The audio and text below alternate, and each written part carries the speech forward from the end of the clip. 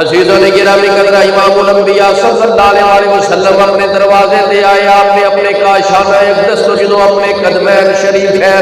باہر رکھے تے آپ نے ویکھیا دشمن جیڑا ہے تلواراں لے کے برچیاں لے کے نیزے لے کے باہر کھڑا ہے کہ کس وقت آمنہ دے لال باہر آن تے اسی قصہ تمام کر دئیے۔ حضرات ذیوکار میرے کریم نبی صلی اللہ علیہ وسلم نے مٹھی کنکریاں دی بری، مٹھی کنکریاں دی بر کے حضور علیہ السلام نے پڑھیا قرآن مجید، میرے کریم نبی صلی اللہ علیہ وسلم نے سورہ یاسین پڑھی، آپ نے فرمایا کہ یاسین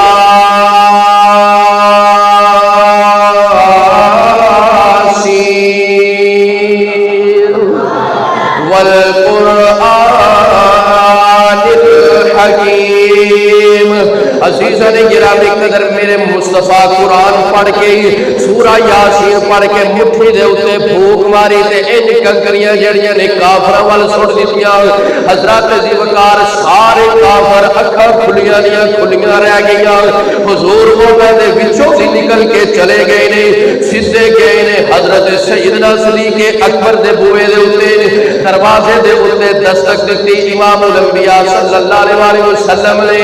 آپ جو حضرت ابو بکر صدیق باہر آئے ویکھیا کہ آج میرے بوئے دے اتے دو جہاناں دا سردار آیا ہے،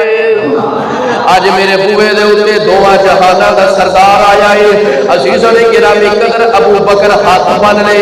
آپ نے عرض کیتا یا رسول اللہ ادھی راتی کیڑا کام ہو گیا جڑا تسی میرے بوئے دے اتے آ گئے جی؟ یا رسول اللہ تسی تکلیف کیوں کیتی؟ ابو بکر نو بلا لیں دے میں حاضر ہو جاتا۔